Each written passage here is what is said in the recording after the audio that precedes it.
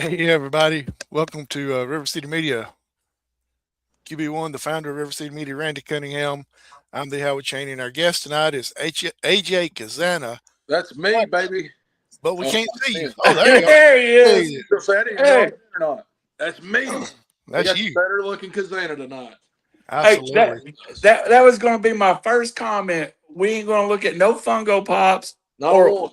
Blank wall behind me, y'all. There you go. Got a There lot you in go. front, a wall behind. I can even change the color on this light, but I use this one because it makes me look more tan. I think this is the other. Oh God, no, I don't want that. It looks like a That was disco. bad. That see, I Hey, went. there's somebody in Colorado Springs that just had a seizure over that one. Yeah, I'm sorry, y'all. This has like 6 buttons. I don't really know how to work them. AJ, I just want to go ahead and get my question out of the way, and then you and Randy go at it. Uh, you mentioned your brother just a second ago. How do you stay so energetic and so full of life after having to carry him all the time? You want the short answer or the long answer? I want the honest answer. The honest answer. Well, the honest answer is I know my mother and my father. Casey will go home and tell Joe, and Joe will say something to Miss Sandra, the matron saint of the Cazana clan, and I'll get that phone call. And I don't really like making my mama mad, so I usually just keep positive mindset and thought processes around him, and that's about it. Most of the time he's got a headphone in, so I don't have to worry about him. I just watch my conspiracy podcast and stuff, and we got this little gimmick where we can play videos through our on screen or our little screen on the car. So I usually turn on, like, we watch Spaceballs on the way to South Carolina, and we usually watch kayfabe on the way home. That's It's a post awesome. show tradition that we watch kayfabe on YouTube. If you haven't seen it, you should see it. It's a 20-year-old movie. It's great. It holds true to today. There's a lot of language in it, though. So, but it's professional wrestling at its finest. I basically asked that kind of tongue in cheek, but you're one half of the country gentleman, and your That brother I am. Casey's in GE. Atlanta, is part of it as well. So let me kind of be really serious for a second. How has it been able to travel around with your sibling all the time to work these matches? Well, I mean, growing up, we weren't really close. We're 9 years apart. So when I knew him up until, or lived with him up until he was about 8, and I moved out of the house at 17. So um, we've gotten really close over the past few years of tagging together. Of course, there's not really a sibling rivalry except for I know I look better than him, and he doesn't like to admit it. That's usually the only instance of sibling rivalry that goes on. But like we don't get to train together a lot, but when we do, it's pretty intense. Because I mean, we just want to make each other the best we can be, and he's got some speed I don't have, and I've got a lot more strength than he thinks I have. Um, and so we work out, we train, but it's pretty cool getting to ride the roads because not a lot of people get to work with their family, and everybody wishes they had more family time. But my primary source of income is with my family, which is incredible. So it's fun, challenging because like me and Dad are very very similar. Um, Me and Casey are very very similar in our personalities. So you get 3 strong like personalities in a car together, and things can go south real quick. Uh, but we're all pretty much we all know that we're just poking each other at some point. We all like to rile each other's gears and get each other going and see who can piss each other off the most. And that's just who we are as people. And that's how we get down. That's how we cut down 10-hour drives. Yeah. When we convince Dad to get in the car, Dad's on his flight. He needs a flight now. He's a big time guy, so he gets his flight. Me and Casey don't care to load up in a car and drive cross country. One more question come to you, Randy. You mentioned something about you and Casey working out some. How do y'all manage to work out when you're on the road? Most hotels have gyms.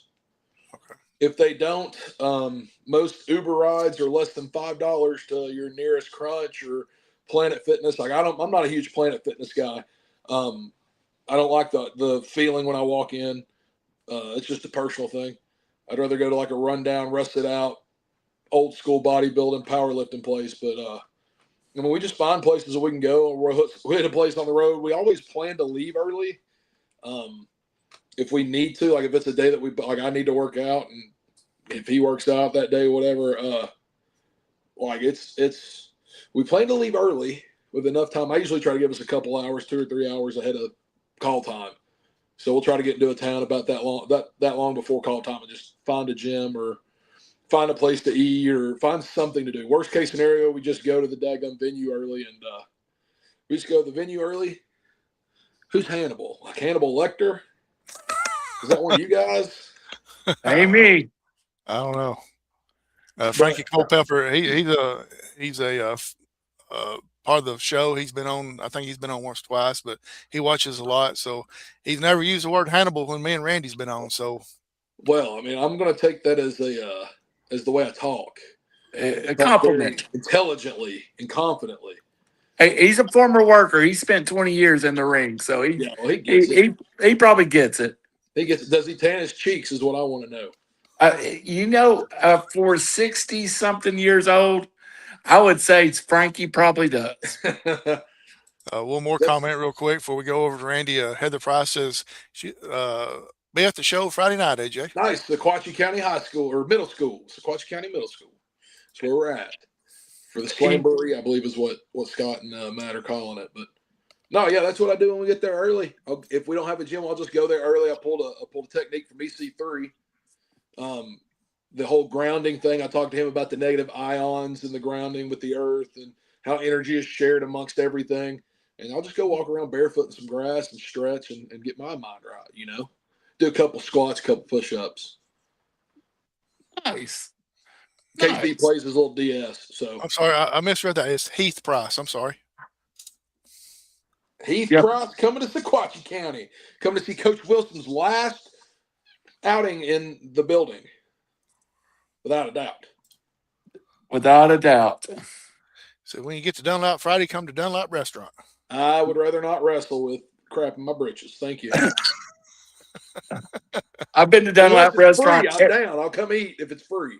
Hey, it is some country. You can get some country vegetables. Is it comped? Is what I want to know. Because if it's comped, I'm all in. There's some things you and KC share in common. Free is good. We're cheap. Yes. We don't like spending money. Yes. We got jars in the backyard with money in it. Yeah, I would believe that. Guarded by alligators.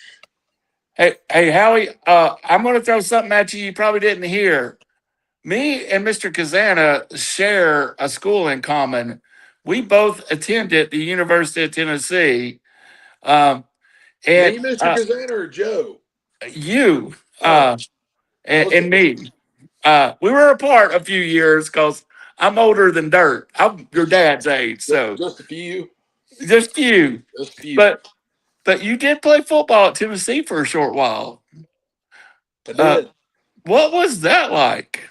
It was the most rewarding, most challenging, and probably the most depressing part of my life. Running through the Power T is incredible. It's everything I wanted as a kid, and I got to do it. I got to play football with guys that were, and I think they have been all over the world playing football in the NFL and beyond. One of my favorite people from there, Malik Jackson, was a defensive tackle on the Super Bowl winning Denver Broncos, Peyton's last year. And that's the cool thing to be able to just say, I know that guy. He's yelled at me across the hall a couple times. But yeah, no, depressing as far as because I didn't try. Not like I should have. Had I had the work ethic that I do now, had I had it back then, I mean, I'd have probably stuck it out all 5 years, red shirt and play and try to make the field at some point. But I am drastically undersized compared to a lot of those offensive linemen, so I'd probably move back to defense before my career was done, in hopes of just stepping on the field. But I mean, I ran through the Power T, and nobody can ever take that away from me. Absolutely not. I went to Tennessee from 85 to 88, and I graduated from UTC just because going to school there. I tell people all the time, it's intimidating when you sit down in a class and you're in a class with 400 people. Yeah, those classes I didn't do well in. I didn't either. That's the reason I graduated. Most of the time, I didn't even go. Me which either. Is why my GPA was what it was at the end of it. I wasn't a big fan of those classes. I went back I was there in 2011. Went to Cleveland State for a semester, and then started working because I liked money. It was the most money I'd made at the time. I was making a whole $7.25 an hour. Yeah, I was working minimum wage, baby, and I was like, "This is the life." But I worked at Zaxby's for a little bit in Cleveland, and then decided to go back to school in about 14, with the mindset Right. of like, we're going to go through this, and we're going to bring this GPA back up where it needs to be, declare your major, and you're going to graduate. And I had to persevere through those classes. One of my professors like accused me of plagiarism, and I looked him square in his face. I was like, I've never read that book in my entire life. I don't have. It's 2014. The internet, like I'm not on Google. I literally cited the source. I got this. What do you mean plagiarism? It was a whole thing. I ended up just dropping the class. It was a history class. I was like, I already have this credit. I don't need it again. Yeah, like going to like psychology or chemistry or something where there's 300, 400 people in there. It's heck yeah. If it's free, it's for me. But going to like a psychology class, the only reason I passed it was because of the like we went Monday, Wednesday, and then I had like my TA, which had 30 people in it Friday. So I'd go like one day in class, and they didn't take attendance. I go one day and then turn around and go to the TA's thing, and I learned more probably in that just because I was able to talk to people and interact with people than in class, or you're just taking notes. Because my high school, I didn't again like I was actually very intelligent when it came to like learning stuff in high school. Like my study habits were trash, absolute garbage. You did play at a big time football school in high school, though, so you got a taste of big time football early on. Well, I started at Meigs County. We went 7-3 my freshman year, made the playoffs. 3-7 my sophomore year, 2-8 my junior year, and I was ready to quit football. Mostly just because it wasn't fun. There was nothing fun about it. I was having more fun playing baseball. And then I transferred to CAK here in Knoxville, and met Rusty and Mark Bradley, and my love for football reignited, and it's been burning ever since. But yeah, we got that taste. We were the number 2 team in the state behind the terrorizing Alcoa Tornadoes. Probably one of the best 3 teams to ever go through Alcoa at that time. Based off of guys that I was at CAK with, that one of my best friends, James Logan, he coaches with me at Lakeway, and we were just going over like the rosters and like the teams, and he swears up and down like that 2010 Alcoa Tornado team that I played. He's like, that's probably the best one he's seen. I think it is too. That one, a lot of coaches. That one, I think the one before and the one after, and the one with Randall Cobb. Yeah, that always up there. But that's because Randall Cobb is Randall Cobb, and he was surrounded by the rest of those monsters at Alcoa. I was at Sequatchie County doing radio for about 15 years, and we would run into them in the playoffs. We knew we were going to go to this. If we were great, we could go to the semifinals and play Alcoa, and that's where our season's going to end. We got them in the quarters. That's what was bad. That senior year, and then I'll ask you a question about Sequatchie County because I want to know when you were there. Like my senior year, the first game was like 52-37, high scoring, whatever. Rusty Bradley's probably one of the greatest offensive minds I've ever been around at that time. And his dad was our defense coordinator, and we ran a 4-4 cover 3. And he said, if we can hold Alcoa to 14 points, I'll never forget this. He said, if we can hold Alcoa to 14 points, we'll win this ball game. Do you want to guess what the final score was? 15-14. 14-3. It was one of like 3 times Rusty Bradley's ever been shut out, like as an offensive coordinator. His offense hasn't scored a touchdown. Maybe more now. I'm not sure because he's been a couple of different places. I haven't been able to keep up with him. But like at that time, it was like the 3rd game in CAK history that Rusty Bradley had been a coach, at least offensive coordinator, that they had been shut out from scoring a touchdown. So it was 14-3 is what the final score was. And I didn't talk to anybody for 3 days after that. You want to talk about the finality of something ending, and you're being like, well, shoot, far. Like, I know I'm going to play college football, but, like, I know I'm not going to be that guy on a college football team. So yeah. Back to Sequatchie County. When were you at Sequatchie County doing radio? I was there I left 2 years ago because my daughter's a sophomore at Hickson High School. I've been at Hickson. So I was there through 2 years ago, 23. And I think I started in 13. And before that, I was at South Pittsburgh. I So got you because at Meigs County we played Sequatchie County my I junior year, 2009. yeah, I was still at South Pittsburgh then. One of my favorite stats to throw at people here is that I am perfect in extra point percentage. That's because I kicked a field goal extra point at Sequatchie County High School when we were getting beat. It's like 35-7 or something. And you're going to be there this weekend. We scored, and I kicked a field goal, and I'm perfect for extra That- points. So keep That's that in mind, wild. guys. Yeah, Hey, they got Yeah, AstroTurf now. They got Been a going field turf. I hate field It turf.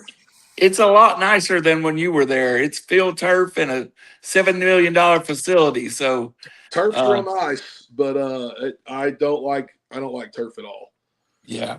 Unless Well, it's like high being dollar, there. like best of the best. But you've seen more non-contact knee injuries and ankle injuries nowadays because of turf. I blame it. Absolutely. Concussions have had an uptick because there's concrete under the pellets that's under the turf. There's less give in turf than there is in natural grass. So, My daughter plays flag football, yeah, I and know that thing.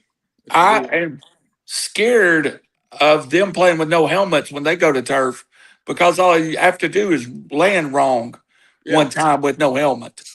I'm So- surprised that they haven't instituted like the what are they called? I don't even know what they're called. The Scullies Yeah, deals. like they have them for 7-on-7 and stuff. I'm surprised Yeah. like girls flag football's not wearing those. Yeah. So after your football Guardian career, calves. They're called Guardian. The brand is Guardian calves. yeah, they're great. Recently, and Howie, I'll come back to you after this, and we'll kind of wrap football up. Oh, we're talking. We Recently- got to change hats. I didn't know that. I'm a man of many. The joke was I'm a man of many hats, and then when we talk different things, I was going to change hats. There you go. There you go. There you go. Hey, all I want is my country gentlemen uncrowned world heavyweight champions. hat. Oh, now we're back to wrestling. Okay, back to wrestling. Okay. No, we're back to football. Back to football. Back to Okay. football. Man of many hats, boys. I'm telling you. So right now you are, of course, an NWA superstar, and you and your brother are super successful, and you've got Top guys. some top guys, and you're doing some stuff we'll talk about later, but that involves banana ball. Okay. But all that, you still find time to full-time coach. Mm-hmm. How do you make your schedule work? And shout out to your kids at Lifeway. So with the scheduling, I work for a guy named Greg Vandergriff. He's from this area in East Tennessee, but he made his impact known as a football coach. And he's told me he's in Louisiana at some point, and then mostly at Georgia at Prince Academy. And the man's won as many state championships as you can shake a stick at, as many years as he's coached. The first interaction that we had in person, we had a coaches meeting where all of us met for the first time. And I talked to him on the phone a couple times, and I show up, and the first thing he says, as you know, I'm Greg Vandergriff. I just came from Prince Avenue Christian. If you want to know more, Google me. It's like, all right, dude. He said, I just win. Google me. It's like, cool, gotcha. And I was sold at that point. But his thing, dude, he is one of the most eccentric human beings I've ever met in my entire life. He reminds me a lot of my dad. Of course, with like this inherent like fear that this man could end me at any moment. It's weird because he's not a large man. I mean, he's about 6 foot, but he probably weighs about 220, 230. He's in shape, but I mean, like he's half of what I am. There's something that he just strikes a chord in you, and you're like, all right, dude, like you're the guy. But he could probably be coaching college football somewhere, but his whole thing with that is that he wants to have a life outside of football. Right. And that's a big thing for him. And when he called me and we were interviewing, I'm like, look, man, like, you know, I'm under contract with the NWA. I can guarantee you no independent bookings Fridays or during the week, but I can't guarantee you that they're not going to fly us somewhere to do vignettes a Friday or throughout the week, wherever. Like, I can't guarantee that they're not going to do that because they are known to do some crazy things. I said, but as far as I know, the dates I've got, it's all Saturdays. We usually run Saturdays.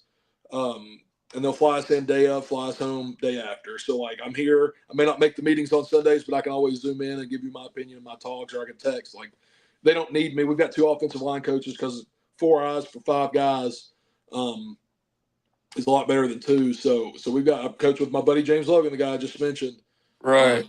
and I fully trust him with everything. Anyway, I usually call him the head offensive line coach because I'm more of a motivator. Like these are the drills to fix what we need to do. He's more of the technician, like tactical guy, as far as like getting people's bodies in the right place. But yeah, Vandergrift's real cool about. There's a mosquito flying around. I'm going to kill it here in a second. So if I start doing my little kung fu, just know I'm getting that mosquito's rear end. But Vandergrift's real cool with like knowing. Like last year we had Saul win on I think October 10th, and I missed 2 games last year because the NWA wanted to fly us in to do vignettes the day before. And after talking with the NWA, I was like, look, like you guys told me we weren't doing this. Like we weren't running Fridays. Like we were going to film the stuff on Saturday or whatever. Like the schedule was laid out and they changed dates, and that's they can do that because they're the company and they're my bosses, and that's who I'm contracted to. But I just told Vander, I was like, look, I wish I could be here. I'll give you extra hours during the week to make sure that we're where we need to be. It just so happens that it was probably the best team in our region, Boyd Buchanan, and then I don't know if I wouldn't call them the worst, but just someone that's along the lines of our level of play. Like I knew that we would compete with, without my eyes there for sure. But I knew we'd be fine against, and so it was just one of those things. He's like, dude, that's your job. Go do it. Yeah. And like I said, he was super cool. He'll give me hell about it every once in a while. You know, we can't keep our offensive line coaches around. One's going to Disney, one's going to wrestling, whatever. But like he knows that we're doing a good job. And I would venture to say, and I've said this publicly, and I don't mind saying it. I think the offensive line was the nastiest group of men on the field last year. Nice. But that's how we coach them. Like we coach them to be dirty. We coach not dirty like illegal, but like just dirty, gritty, nasty guys that if you're looking for glory and power and everything, it ain't on the offensive line. We work in silence, we move in silence, and we make matters or make moments when we need to make them. And that's kind of like the mindset that we've got is that we'll just play background characters for you guys, but when it comes to buy steaks at the end of the year, you know who to feed first. So, but yeah, Vandergrift's real cool. The whole coaching staff's great, man. We've got freaking state championship level coaches. We've got guys that have made it to the NFL, guys that played at the University of Alabama with Saban. Like we've got it all, man, and tons of different perspectives. And if somebody's not there for whatever reason, like we've got one of our guys is he's a youth pastor, so Wednesdays it's real important that he goes leads his youth group. Yeah. And so he'll leave a hair early, and we make it the last 30 minutes of practice without him. And we don't drop off. You know what I mean? Like we all just pick up the slack if we need to pick it up, but most of the time we're where we need to be. And our kids are getting to the point now that they're kind of figuring this Greg Vandergrift style out, and we're all getting to the point where we're figuring this Greg Vandergrift style out. And I think this year is going to be better than last year, you know. But as far as missing, man, he's I've checked our schedule, and I'm trying to keep the NWA. I'm trying to do as much as I can to tell the NWA, hey man, if we could just not run these days, and there, you know, it is what it is. We get what we need. And yeah, no, he's pretty cool about it. No Coach Rankin at Boyd in your region this year, so that'll be different. Thank goodness. But we lose one Rankin, we get one Quarles. Yeah, you did. Over at Webb now, which he's got kids. There's kids at Webb that I would love to coach. There's 3 like freshman offensive linemen that are all over 6'4". They have huge bodies that played last year, and they got a couple more kids up there that I'm just like, this was Quarles is game changing for them.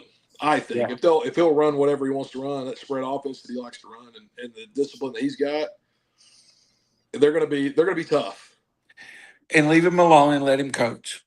And that's the administration's job many times. Leave your coach alone, let him coach. So Howie, take it over, man. You can talk a little football with Mr. Cazana before we jump into wrestling. Yes, sir, Coach. Lay that hat on, please. Somebody you might know, Max Abel says, and that's by the book. We do everything by the book, Max. Max knows better than most. Your line don't get penalty calls either because it's by the book. Bingo. I don't think we had one holding penalty last year. I could be completely wrong, but I don't think we had one holding. We may have had like a false start, but that'd be it. I got Annalie Disaster Cunningham in there playing center for her high school team. She's good for one personal foul per game. Just saying. Last time it was a slap to the face. I can't do nothing with her. Go ahead, Howard. Well, while we're talking football, I'll just call you coach. So, coach, you got all those players that's looking up to you and all that. Do they realize who you really are and what your real profession is? I think some of them realize it, but I don't like. We're not WWE. Like WWE is the mothership of all professional wrestling, right? Like everybody knows the Undertaker. Most people, 90% of the world would know who the Undertaker is. 98% of the world knows John Cena or The Rock or even Roman. The more movies they do.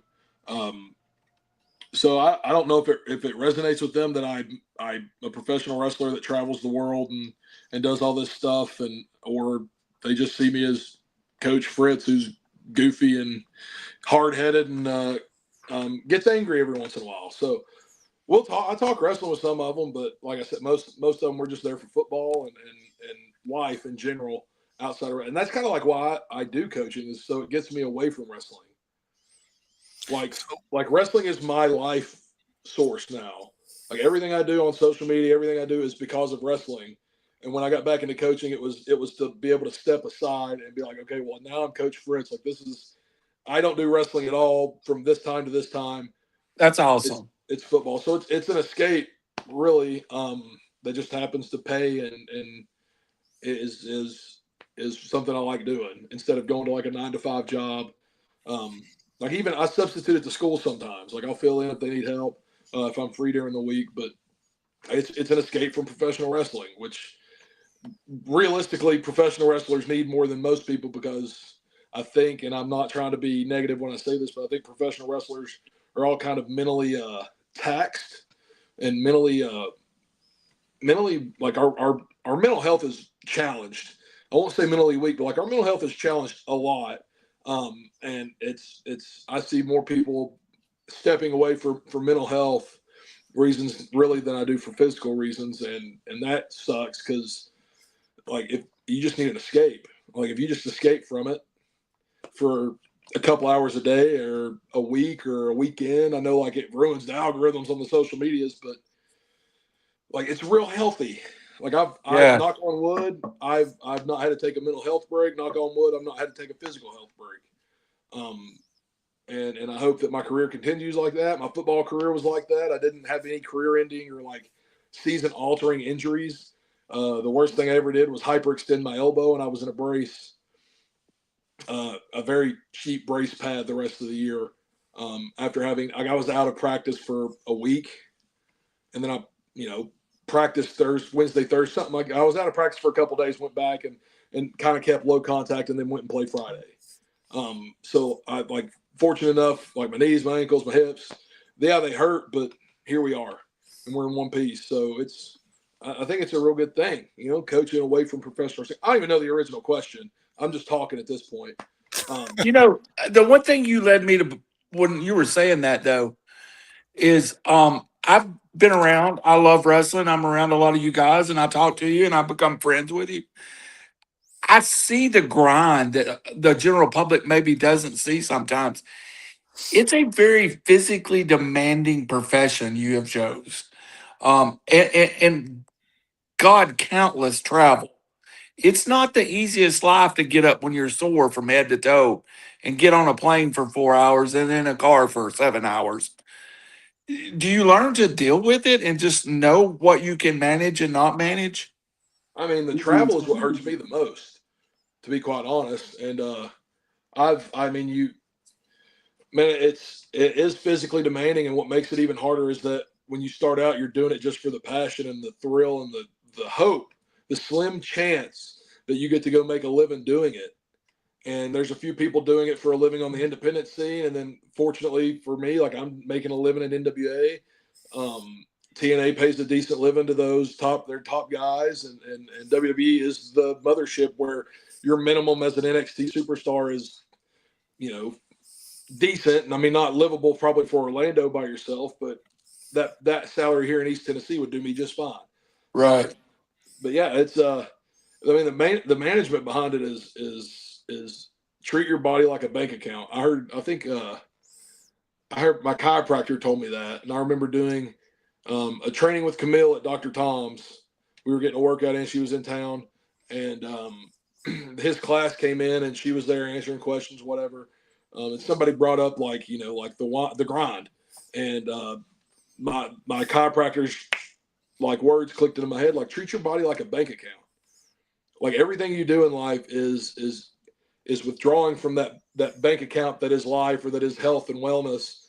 You have to do stuff to deposit into that, and that's like I go to see a chiropractor. I've not been good on it lately, but I go to the Joint for basic chiropractic needs. It's like $69 a month. You get 4 visits a month, and that's just one a week. And so I just go do that mostly for the basic needs, like just the adjustments, keeping my spine good, hips good. I got the same deal at Massage Envy.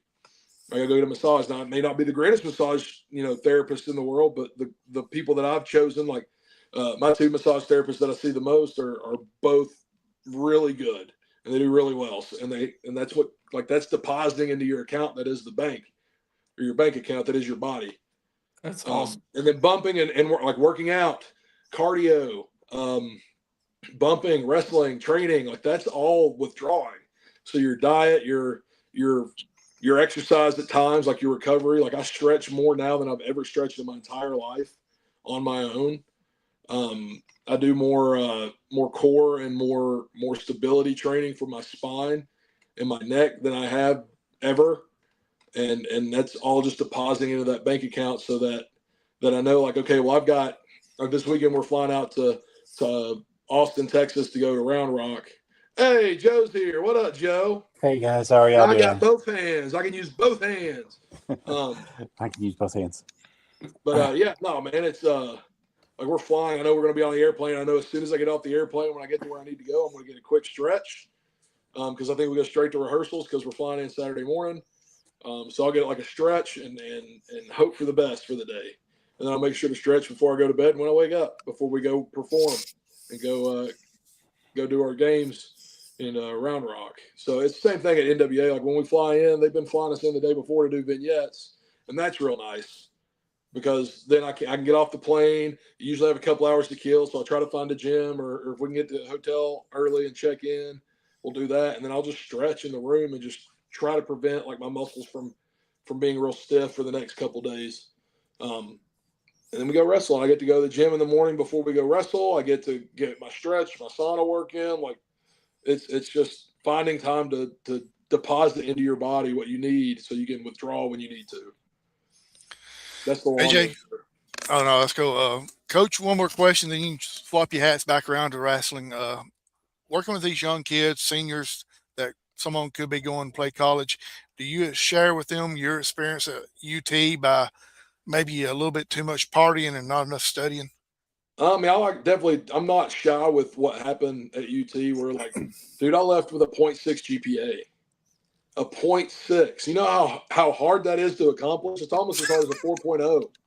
Hey, just for the record, I think yours was higher than mine when I left. So It's so shocking because it was difficult. It was. I was 18. I was hanging out with the starting offensive line, defensive line. I got some baseball. One of my friends that was a baseball player got drafted, and then he's like, I'm not leaving unless they give me the signing bonus. And they gave him a fat signing bonus. He ended up playing in the major leagues for the Reds for like 10 years. But like, yeah, I'm not shy with like, okay, like, look, here's what I did, and I would recommend not doing it. I didn't go to class. I didn't like apply myself to my studies. I was hanging out with the top guys on the team, and we were getting into bars. I was getting the pass at 18. I didn't get ID'd. I just walked in. They'd give me the wristband, and you'd go. Nowadays, it's a little more difficult because everybody cards, right? So, like, at least that's good. Back then, I mean, I walked into a bar with Tyler Bray, and it was the starting quarterback, and they just slapped a wristband on. I was like, oh, I guess this means I can't drink. Meanwhile, little did I know that it was a drinking wristband. It was like an all-you-can-drink wristband. Yes, Lord. Like I walked in, and it was like one of those, like we were VIPs there, and I was like, "Holy crap!"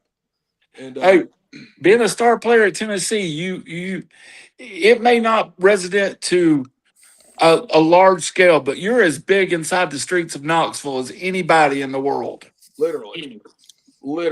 And it was not good for 18-year-old me who had my first taste of freedom, who was just a walk on and just was on the team, was burning a red shirt year in hopes that he could play later on. That, like, brother, I went out Thursday night, Friday night. If I didn't dress, I went out Saturday after games, and then I'd go out Sunday night to the Cotton Eye Joe where it was all you could drink. From me and my buddies would go at like 6 o'clock and drink till 10 and have had our fill before anybody else gets there. It was free. So we just paid the cover and walked in and drank. And it was not good. I'm not ashamed to tell people, like, that's probably the majority, like 90% responsibility of why I failed college. That, and then the other 10% is just not going to class and bad study habits and not seeking the help that I needed. Like at UT, you got the Thornton Center, which is literally like for athletes to go and get tutoring and help and anything that they need. And I think I stepped in there 4 times in one semester when they stopped monitoring how often I was going. Like in the summer, they monitored. We had to go at least like twice a week, 3 times a week, even after class, to write papers or whatever.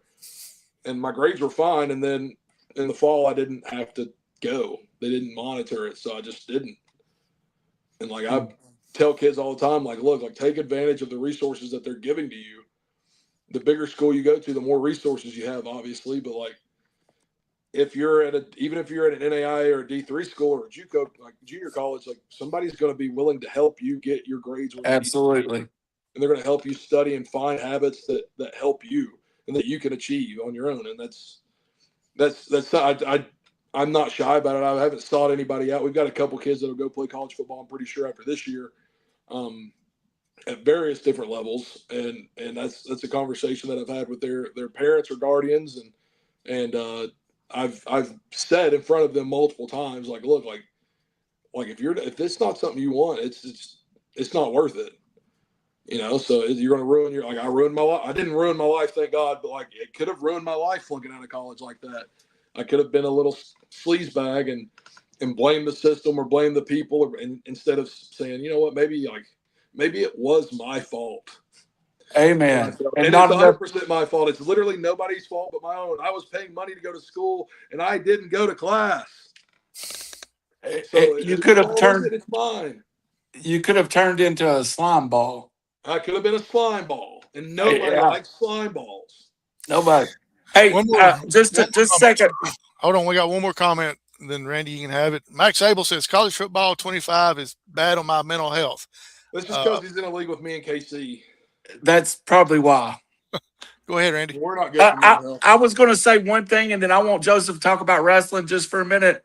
It was Ivy's $10 mop buckets that got me out of college. You paid $10, you got a mop bucket full of alcohol. I was done when I discovered that. But Joseph, there was a frat that turned us away. If we walked up to a door on a Thursday night and there was a frat party, and I was like, "Hey, this is who I am," they're like, "Oh, well, come on in. Here's handfuls of alcohol." Like it was stupid. It was dumb. And 32-year-old me knows that, and I wish I could go back and tell 18-year-old me, hey, man, maybe you should pay attention in class. But had I paid attention in class, we may not be here today. Amen. There's a lot to that, AJ. There's a lot. Whatever, like I don't have any regrets in the past because everything I've done in the past has led me to this moment, and I'm in a good spot in my life, and I'm happy with it. Of course, like we all want more money, we all want more financial stability, but like that's something you work towards as an adult. And that's where I'm at. I'm in that process of working towards that, where I can be financially stable and not just, I mean, I would assume I'm, guess I'm financially stable now, but like exceed that and move up a tax bracket. That's the goal. Yeah.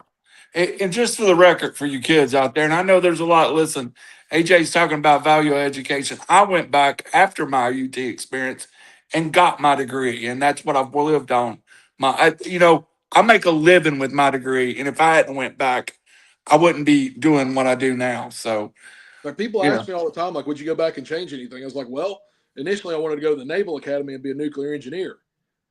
But God knows where we would be. There might be something blowed up. I talked to Sergeant Don. I'll forget the guy. I'll never forget the guy's name, but I forget a lot of names. I talked to Sergeant Donahue at Meigs County High School. He's like, with your grades and what you do and what you enjoy doing, like maths and sciences, like you could be a nuclear engineer. You could be in control of 48 nuclear warheads that all have like 48 nuclear warheads per missile, and there's 20 missiles on a submarine or something stupid. And I was like, dude, that sounds insane. Sign me up. Like, I was all about being on a sub for 6 months at a time, controlling nuclear warheads and being responsible for nuclear engineering and nonsense. And it's funny because I don't think anybody I know nowadays that have met me in my later life would be like, there's zero, like they wouldn't think that thought crossed my head that like, I'm going to go be a nuclear engineer. And to think the Army didn't even trust me with a rifle. Brother. Hey, change hats, Mr. Cazana. I'm going to change it over to Mr. Rabbit Beaver. Let's to go. discuss your wrestling Mr. Beaver, career. if you didn't realize, I told the guys at the beginning of this, I should have said it at the beginning, I'm a man of many hats, so I've been changing hats. I've got another hat in here that I'm sure we'll talk about in a second too. So I'll be a man of many hats. That's our last subject, but we'll get wrestling out of the way before we go. I only forgot one hat, Randall. You did. The full one. Man. I didn't get to make a new one in time. I was going to make a new one for the show. I am banned from talking to you in public by your dad, but we won't worry about that right now. Go ahead, Joseph. So we know that you're a huge NWA star and that you've traveled all over the United States, all over the world, and you've recently come back from London. You've made your trips throughout the world. What has been the hardest part of just living that lifestyle and being that superstar? Being away from home, probably. I don't like being away from the people that I love for more than a couple days at a time. And I was over in London. Now it was 24, I believe, is when I went, but I was over there for a month. And I lived out of a van for a month, traveling the whole country of UK, like the whole United Kingdom, and then jetted over to Amsterdam and Italy for a couple 2 or 3 day stints. But like, I think that we were talking kind of how he was kind of asked me how I travel with my brother so well, or how I stay so positive traveling with them. And like, realistically, I'd rather be traveling with him than nobody. It's just, it just passes the time better. But, like leaving home is never fun. Even if I'm going to wrestle, like I enjoy wrestling and stuff, but like leaving home is always the hardest part. And we know in a couple weeks, there's going to be a huge event going to be taking place in Vegas. Are you planning to be a part of that? If anybody wants to book us, we'll fly out there. But as of right now, we have 0 Vegas bookings. So I don't know if you put it on me for not reaching out to enough people, but I contacted the people that I'd been talking to since last Vegas trip that we went out there and wrestled and stole the show. If we're being quite honest. But, they've all ghosted me, which is the business of professional wrestling. So, to each their own. If they want the country gentleman, they can have the country gentleman. It's not too late. But, our schedule's so full now that I would go, but, like, I don't need to. I don't need to go. I don't need to go seek validation in Las Vegas for how damn good I am. And excuse my French, I shouldn't cuss, but like, I know exactly how good we are. I know how the top guys in the world talk about us. I know that there's ex WWE guys that would put our names out there and put their necks on the line for us. It's just a matter of time before the rest of the world. And I think that's kind of usually what I hit on every time somebody asks me about it. Like, dude, like, we're good. We know we're a little out of shape. Yeah, we need to get in better shape. Like, we all should be in better shape. There's a reason that, like the WWE guys, they all have 6-packs. Like, I'll never have a 6-pack. And if that keeps me disqualified from the WWE, then so be it. I don't think it's in my genetic structure to be that small. Gary Gordy never had a 6-pack. Right. And that's like another, like, we're just start name dropping. If I wanted to, like, Luke Gallows said, he said, if you guys, when you guys go to Japan, when you get back, he said, it'll be a free for all. He said one of the larger companies will call you and try to steal you away from the NWA. And that's just, he said, or the NWA will realize that you guys are world famous talent, or he seems to think that we'd have a nice shot over in Japan full time. So, you know, I think to he's a lot right of on the guys, money like, with that. If you guys really wanted it, but you'd really have to do it. You'd have to put the time and effort into it. I think you guys could have a solid run in Japan for oh yeah, a year and a half, however long you want to do it for. But you can make a solid career in Japan. Not only that, but whenever you decide that you're coming back, everybody will want to book you. That's oh the yeah, absolute truth. And I think that it's you guys are in that perfect spot, in that perfect position to where if any promoters listening out there that they want the country gentleman, how can they book you guys? you just email me or message me anywhere. Emails they don't usually get quicker responses, but I get less emails a day than I do notifications on Facebook and Instagram. I just book ajkazana at gmail.com. It's that simple.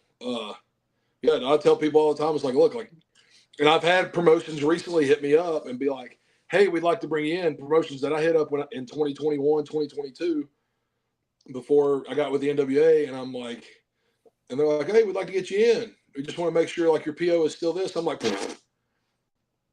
no, it's not.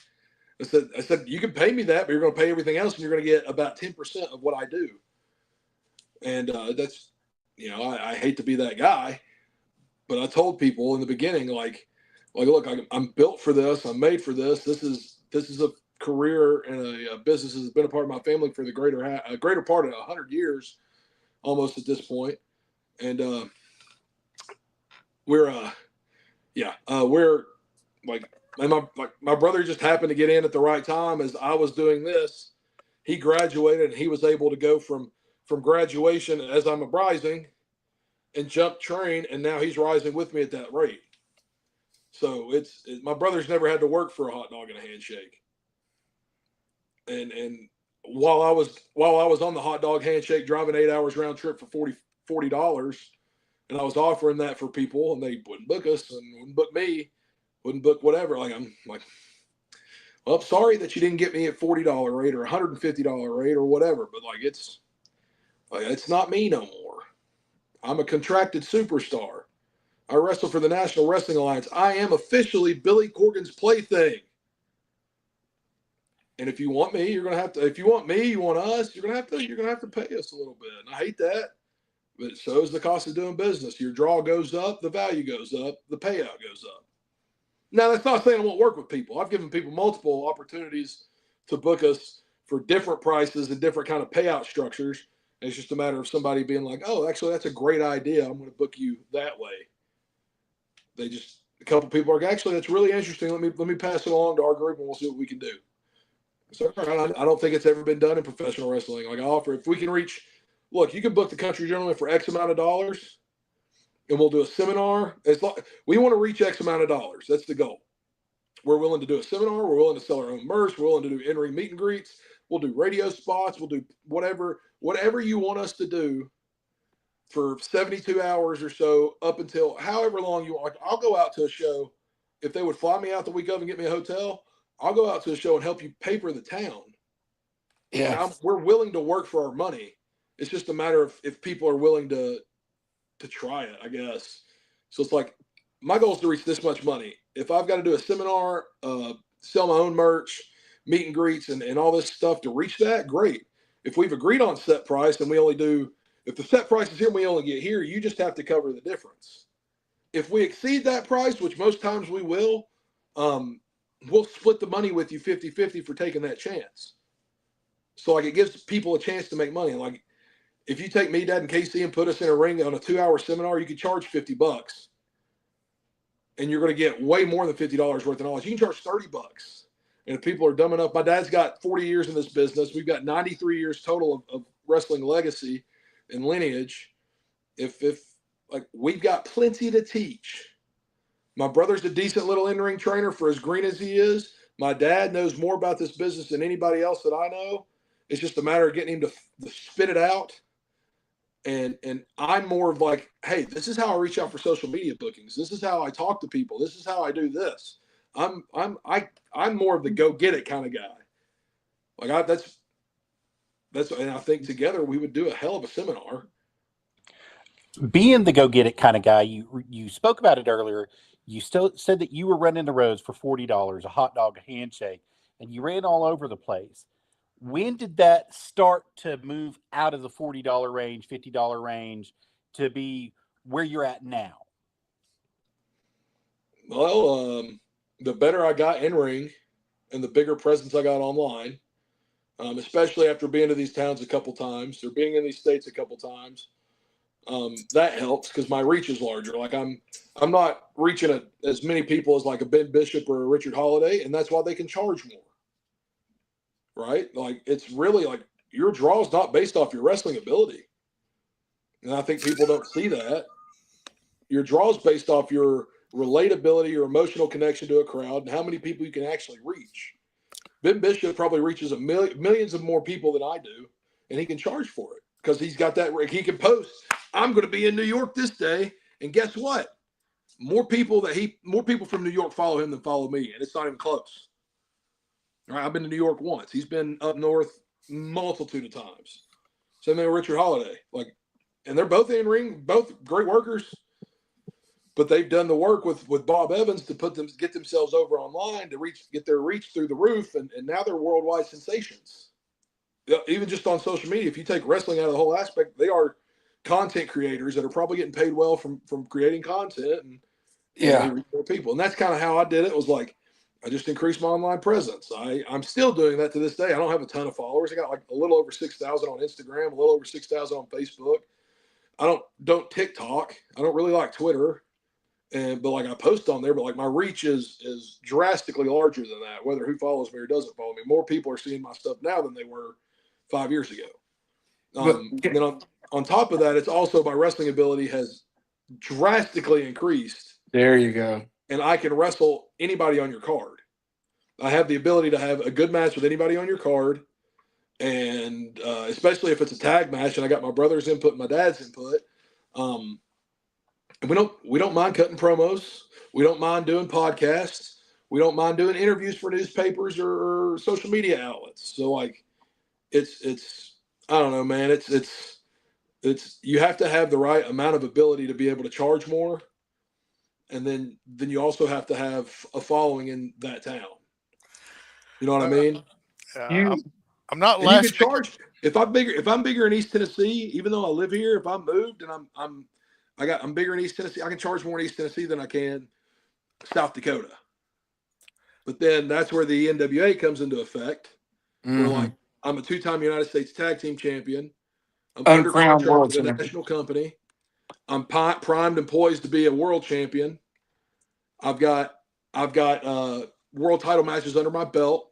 I've been across the world and seen talent across the world.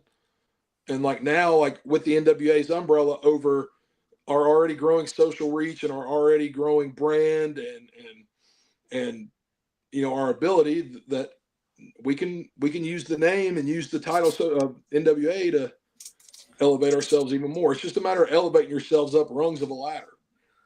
And then when you get to the top of that ladder, you say, all right, well, where's the next one? And you start climbing that one. I'm not laughing at you or anything. I'm laughing at one Josh Turner making a lot of comments. I'm sure he's blowing it up. He said his brother is better worker and in better shape. I mean, sure. He said even Max Abel. Even Max. Even Max. Some of the others, one of them is Earth is flat. That it is. That's the whole thing. We're not allowed to talk about that. Meat is made of humans. Depends on where you go. Birds are real. Sure. Moon landing was real. That one I'll fight you tooth and nail on. Hold on. I'm going to throw up a little Randall flag on that moon landing, but go on. Wrestling is the F word. And to your comment as far as you getting bigger and more popular is thanks to KC, not because of you. Well, KC would say that too. KC gave it up. Here's the thing, and I'm going to tell you the story. My partner at NWA 75, that was his last day with us, and it was one of those things nobody saw coming. I didn't see it coming. KC happened to be in the right place the next couple days, but I went into the Nashville, the Skyway Studios in Nashville to do TV after 75, and had a hell of a 5-minute match with the late great Jack Stain, singles match that I'm pretty sure solidified myself in any singles title I wanted, and that was 2 years ago now. I mean, me and KC have been together officially probably I think 18 months as a tag team, maybe 2 years as a tag team. And so, I mean, I was primed and poised then to go on a singles run. And then they were like, well, we had this whole tag team angle lined up, and we really need tag teams, blah, blah, blah. We like AJ and the Country Gentleman and this, that, and the other. And they're like, what can we do with it? And Ricky Morton and Tom Prichard both said, I'm sure KC said on here multiple times, I think they were the two that were like, well, his brother's out in the hall. That's exactly what he said. And Exactly. I think Billy's comment was like, well, is he any good? And Doc's like, well, I trained him. And he said he's been working 6 months. He's young, but if with his brother and his dad, I think he'll be okay. And then we worked Kill and Towels and highlighted KC's strengths at the time and eliminated his weaknesses from the match completely. And we went and got him a job. And of course the kids, I give him hell more than anybody else, but like he's done his job and getting better in ring. And honestly, he should by the end of his career be better than I am. That's because one day I'll have to hang him up and he'll get to keep wrestling. So like he's head and shoulders above where I was at 2 years in or 3 years in, whatever he is now. And then a lot of that does have to go with being with me and Dad and wrestling at the NWA since the beginning of his graduation. Essentially, he wrestled 6 months without his first match at the NWA, and then from his first match 6 months into now, he's been with the NWA and he's wrestled top talent, and that's a huge thing in getting better in professional wrestling is wrestling people that are better than you. And he's gotten to do that 90% of his career versus like my start of the career was the hot dog and the handshake, driving to Crossville on Fridays, an hour there, an hour back for $5, and driving to North Carolina and back 8 hours round trip for $40, and learning what not to do a lot of times in the ring. Whereas KC just, no, we ain't reading your comments. Or KC's gotten hand fed top talent. KC wrestled EC3 for the world's heavyweight title like not even a year ago. Maybe a year ago. I think it's before we start donning the white and gold. You know, that's what I was going to ask you, AJ. All that you and KC have done with your dad, there's a visual presentation to the Country Gentleman that's as good as anybody in the world. When y'all don your whites, there's not a pay-per-view. There's not anybody in the WWE. There's not anybody as impressive as when y'all come out there as a unit. Nothing beats NWA 76's entrance, I don't think. Because that's the first time we debuted the white and gold. Technically, we actually wore white and gold in Fort Lauderdale at one point, but I won't tell anybody that. But that's the first time we really debuted the white and gold as a full outfit. The entrance was practiced. The music was dialed up perfectly. The lighting was worked on diligently. And most of that is due to Aaron Stevens. And I'm sure, again, KC's probably said that. But most of that is due to Aaron Stevens. And Aaron saw something in us and then said, if you will trust me, this will be the biggest you guys have ever been in professional wrestling to this point. And he included Dad. He's like, this will be the biggest you've been in professional wrestling to this point. And he's not wrong. And now we're walking around one of the best tag teams in the NWA, probably one of the best tag teams easily in Tennessee and probably the Southeast. And I would argue to put us in the top 10 in the world, even though we were number 70-something on the list this past year, on Meltzer's list or whoever's list it is. Come on, AJ, that list don't count. Corny's list is the only list that counts. And do you remember the one team that he didn't talk crap about? That was y'all. From Jim Cornette's drive-through episode, there's one team they're doing. Is this a Japanese team or American team based off the name? When you get to the Country Gentleman, AJ and Casey Cazana. What does he say?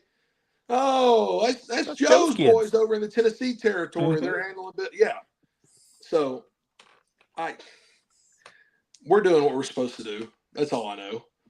And it's that the look and everything was dialed in perfectly by Aaron, practiced diligently by all three of us.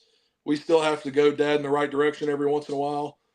He's old, like We me. have to I have to give him a nudge in the side, like, all right, let's go. We paused long enough. And maybe, you know what? I'm He's probably wrong. forgetful. But I'm probably wrong is the thing. When he goes out and he pauses and he gets the reaction and it's there, and I'm like, Dad, all right, I'm ready to get in the ring. Let's go. And he makes me wait another tick. And he's probably he talks to Aaron Stevens at least once a week. And Aaron is giving him TV ideas and things that he did on TV that worked. And my dad's listening. My dad talks to him more than he talks to me. And maybe my dad's been around for 40 years. He's never been a star until now. And with the coaching of Aaron Stevens, now he's filling this role, and he might be figuring out, hey, you know what? This is what Flair used to do. Let's do this. This is what Harley used to do on these things. Let's do this. And so, like, it's unlocked whatever in his brain to be able to go back in time and snatch ideas from them that he saw in person. And a lot of people probably don't have the pleasure of seeing or really knowing about. So, we're the white and gold entrance at NWA 76. New York was cool at 77. I'll be excited to see where we're at for 78 because it is a baby bib. It's a baby bib. And so I don't spill stuff on my chest, Josh. Duh. Hey, Josh, Joseph, go ahead. Do you have anything else? Yeah, I was going to say a couple of weeks ago, your dad came out, and he did something that's really unprecedented for your dad. He went into the fans and he grabbed signs for the first time that I've seen in a long time, and he started ripping them up and throwing them back at the people. That's great. And it got a huge reaction, not only from the people watching there at the show, but people on TV didn't realize that he still had that fire in him, especially since he went through it with Austin Idol. You know, they thought he lost a little bit of it. And he came back and he's really produced himself. And like you said, he's listening to the right people. He's talking TV ideas with the right people. He's going back to his 40 years of repertoire with the right people. And he's bringing the next generation in with him. And I think that that's something to be said. And you guys have been all over the world, all over the United States, all over the NWA. Correct me if I'm wrong, but you're still tag team champions at Duke City. We are, I can name off all the tag team titles we got if you'd like. Yeah.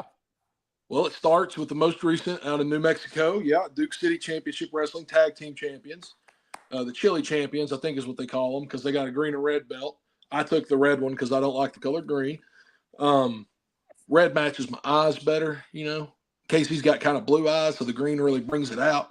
And AJ, that facility down there in New Mexico is beautiful. It'd be prime for Theater. TV. Yeah, it's incredible. It's small.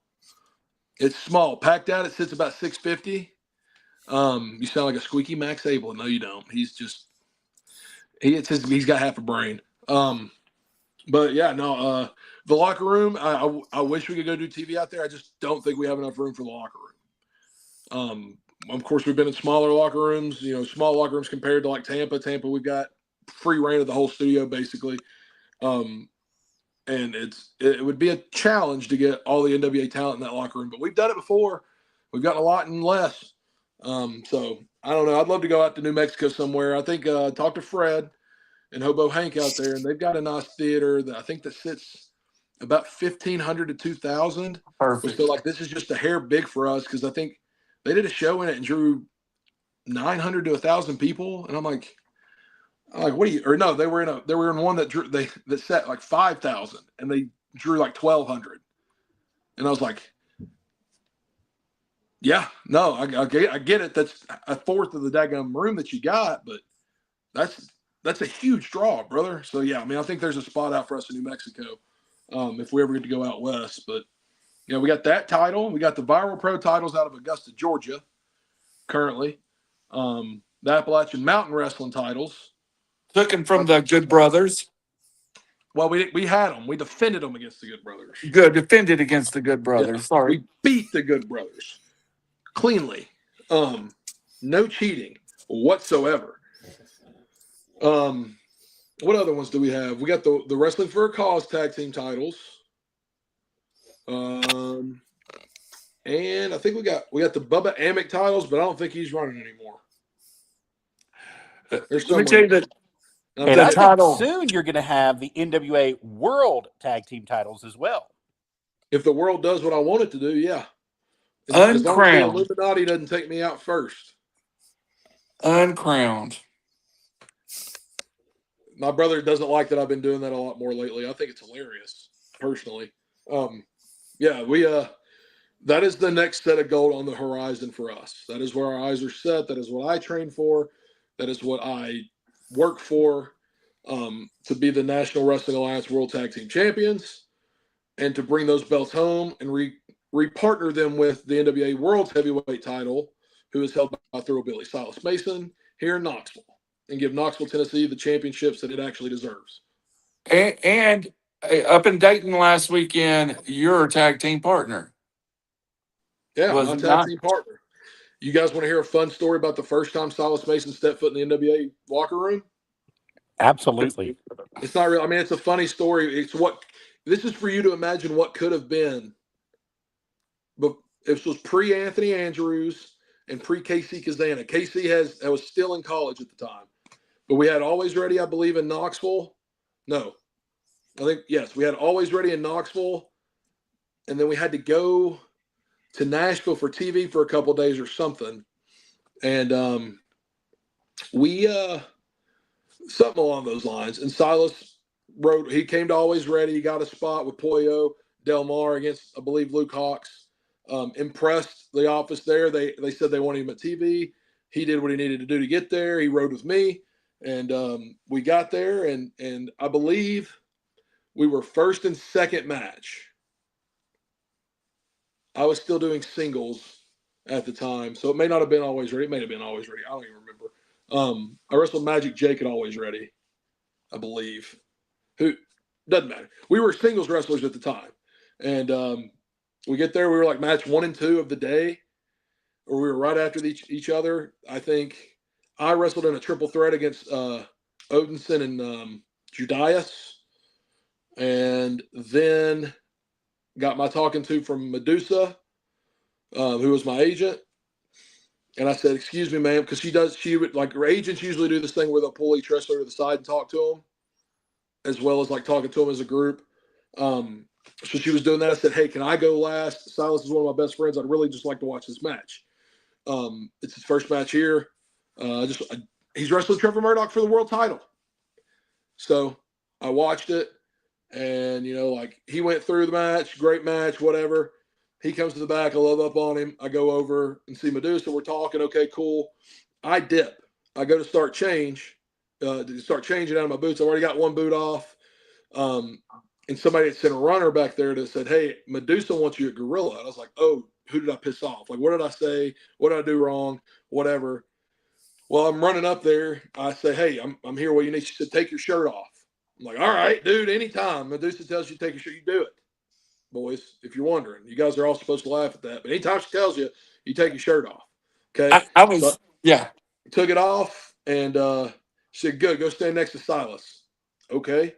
Well, I go roll over next to Silas. I was like, what are they doing? I said, "I don't know." And I turn and I look, and it's Billy Corgan and Pat Kenny, number 1 and number 2 in our company, sitting in Gorilla, getting ready for whatever segment they're going to go do. And Pat turns around, kind of gives a little nod, a little smirk, the only way Simon Diamond can, and he turns and bats Billy, and Billy turns around, and I swear to God, he got like this Jack Skellington grin ear to ear. And he's like, "Oh yeah, we can make money with that." So, and of course, there's no confirmation or anything, but there was a shred of time where they thought about putting AJ and Silas together on a tag team. That'd be nice. Which, I mean, I'd already been. That's about the time we were. JCP was in Sweetwater, and I was working with Plunkett at JCP. And then when I heard that, I was like, "Well, I've got this idea. Let's see if we can roll with it." And so we got me and Plunkett into it. We got Silas into it. That is what became TVA, the Total Violence Authority. Just in hopes, and I'd already been working a little bit with Silas here and there. So me and Silas took a couple tag bookings just so, like, when the day came, We had matching gear when the day came that the NWA wanted to push us. We were ready to go for world titles from day one. Same thing with Plunkett. Me and Plunkett had similar gear. I got some to match him for the same thing. Like that way, when we go in day one, we're a tag team. So we all had similar gear, and then TVA was born, and we got Devin and Lance into the fold, and then Audrey eventually joined, and then it just kind of, war games happened, and we just disbanded and took our beating, and we've settled down in our lives a little bit. So, yeah, that's my fun story about Silas's first time at the NWA. Was that there's the world's champion was this close to being tagged up with me. So That would have been cool. Hey, before we run, and we're running overboard, and there's a couple of subjects I want to get, but we got to get one, and that is your and KC's recent involvement with Banana Ball. Banana Ball, baby. And it's the biggest thing going to me. You were just in Doak Walker in front of 80,000 people. Sure were. Tell us about your involvement in Banana Ball. Hey, and for the people waiting for me to talk conspiracy theory, I'm going to book AJ one time, and me and him only are going to talk conspiracy theories. We'll go for days. Yes. But Banana Ball, I've been following it for a few years, and I saw some people that I knew in on it. Obviously, the Man Nanas are comprised of Coach Mikey, who was a manager for the Ugly Ducklings, who I watched before I got into wrestling, before I started wrestling. Cody Fluffman. Good worker. Great guy, great worker, solid friend, better friend than most. I saw his involvement. I saw Cheese was down there with the Man Nanas, and then Stacy Rocks, the Space Cowboy. I'd known him from Exodus and from a couple spots up north. And I'd known them, and I'd seen them and watched them do stuff. And I followed Banana Ball a little bit. I mean, it's not traditional baseball. I don't really like traditional baseball to sit and watch unless I'm at the game. But I saw these things that they were doing, and it just seemed fun. So I followed it a little bit and would keep up with their stuff. And then I saw that Banana Ball went from one team to two teams. And, the party animals were there like they're generals. Now I say that, and then I'll follow it up with this. The games themselves are not scripted. I've been asked that more times than I thought I would be. But I understand that the games themselves are real. There's just certain rules in effect. For example, like the scoring up until the ninth inning, you get 1 run per inning. If you score 20 runs, you still get 1 run per inning at the end of that. So it keeps the game close. It keeps it entertaining. The 2-out rule, if you do a trick play, like a flip catch on a fly ball, it's 2 outs. If a fan catches a foul ball, it's an out. Followed a lot of that. The walk rule is incredible. It's one of the most fun things in the world. But I hit up, it's the Beefy Boys. So I will say it. So we were contacted for the Texas Tailgaters team to be Beefy Boys, which is their Man Nanas, which is their cheerleader hype squad. If you want to tell people nowadays I'm a cheerleader, just because I think it's funny. We got hit up for that. We are the biggest Tailgaters fans in the world. And we are always like I said, we're at the home games at the stadiums and everything. And from like last weekend, we weren't able to be out there, but from last weekend going forward, we will be in the parking lot partying and tailgating prior to before the Peel stuff and the game, of course. And we just got hit up. Like I've been talking to Fluffman a little bit. I see him here and there, like Viral Pro in Georgia, especially. And we talked, and I got real creative one night, and I'm just shooting the crap with Fluffman.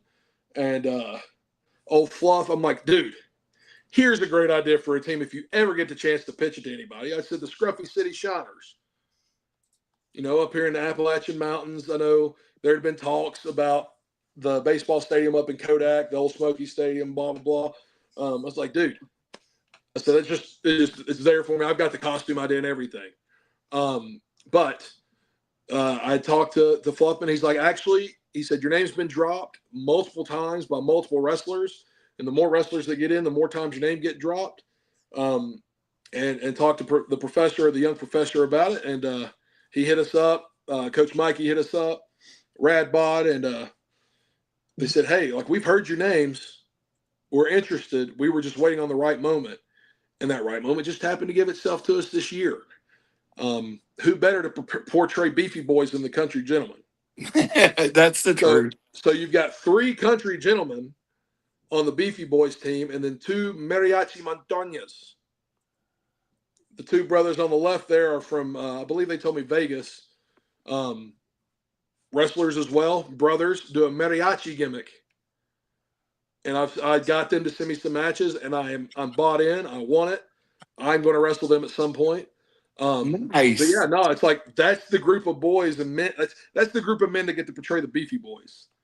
And that outfit was a last minute thrown together thing because our original costumes that we'd had the ideas on weren't at the stadium in time.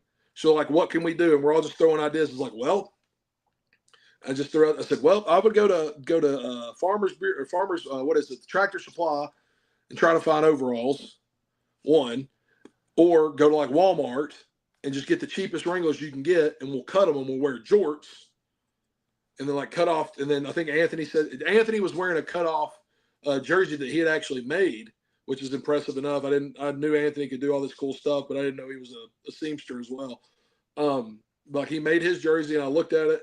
Like he's like, well, we could just cut the sleeves off of like one of the tailgaters' jerseys, and it's like, dude. And we all had cowboy hats. We all had our own, like, we more personalized like our accessories and stuff. Like I just got some sunglasses to go with it. That's Rad Bod Mikey there, who Banana Ball. That experience was just like being in a professional wrestling locker room. Going to the older cast members, especially being with the Mandanas, was the Tailgaters Mandanas at Doak Campbell Stadium, or the Bananas at Doak Campbell Stadium. And I spent a lot of time with Mikey just asking him like questions and just trying to get his energy. And he had told me, he's like, dude, you'll never do anything like this in your entire life. He said, unless you wrestle at like one of the sold out WWE shows, he said, it's going to be, and he said, you're only getting a taste. You guys aren't the home team, so you don't get to do any of the cool stunts or bits or anything. He said, wait till we're at Kyle Field in front of 102,000 people, and you guys are the main attraction behind the Tailgaters and Bananas. And you guys are the ones facilitating all the skits and the stunts and the in-between inning stuff. He's like, he said, you'll realize how hard it is, but how incredible it is at the same time. So, and like that was the moment of me looking at him and being like, dude, he's like, it's like, I said, so this is why you keep doing it. He's like, dude, you don't even know. He said, we're just at the pre-show party. He said, wait till you get in the stadium. He's like, make sure you're on the field in between the eighth and ninth, or the middle of the 8th inning, and you'll see exactly what I'm talking about. And sure enough, I get down, and they do Yellow by Coldplay, and all the lights are out, everybody's phones out, and they're all singing along to Yellow by Coldplay. And it was, I remember walking by and be like, no, you're right, dude. Like, this is breathtaking. This is like, I've never been this speechless about an event in my life. I don't know how to describe it. But yeah, no, it's an incredible experience, and we've only been once. Like I said, we go out to Round Rock this weekend. I believe it's a minor league stadium, so we're doing 2 games there, and like we'll be the center of it. Not the center of attention. Obviously, the game's the center of attention, but as a professional wrestler, like you guys know, I like being the center of attention. But yeah, we'll be the home team. Cheerleading squad that will be facilitating all the cool, crazy stuff you see between innings. That's the team itself. Like we have the Texas two-steppers with us, so we don't do a lot of dancing. We got a two-stepping team that does the dancing for us. We got a lasso feller who is incredible. I've never seen anybody lasso like this guy can, like jumping through it, going up and down, doing all sorts of cool tricks and stuff. But like we bring the freaking party. Like that's our jobs. So we just go bring the party to the tailgate and have the best tailgate in professional sports. So I want to pop the picture up one more time. You can call everybody's name off if you want to. I believe it's Julie and Ro Montaña, the Mariachi Montaña brothers. KC's obviously in the middle. I'm right next to KC, and then that's my old tag partner, which is, again, like, who would have thunk we'd be working together again? Anthony Andrews. That's cool. Beef Daddy Thoroughbred is what he's going by now. That's cool. So, hey, and I'm lucky that I have been to a Banana game, and I understand the stuff you're talking about. And if you haven't been, it's just pure fun. The game is entertainment from start to finish, dude. Yeah, right now my guy's knuckles Old Knuckles. They've got a guy on the Clowns Yep, that Indianapolis is Clowns. like a 19 or 1895 player. And I just love watching him swing and pitch. He throws a knuckleball, but this is really a new adventure for you in KC, and it's something to. I saw the video you posted, and it's not really a question, but if you want to comment, 80,000 people in dope camo, and you're standing there on the field. Was it like goosebump moment?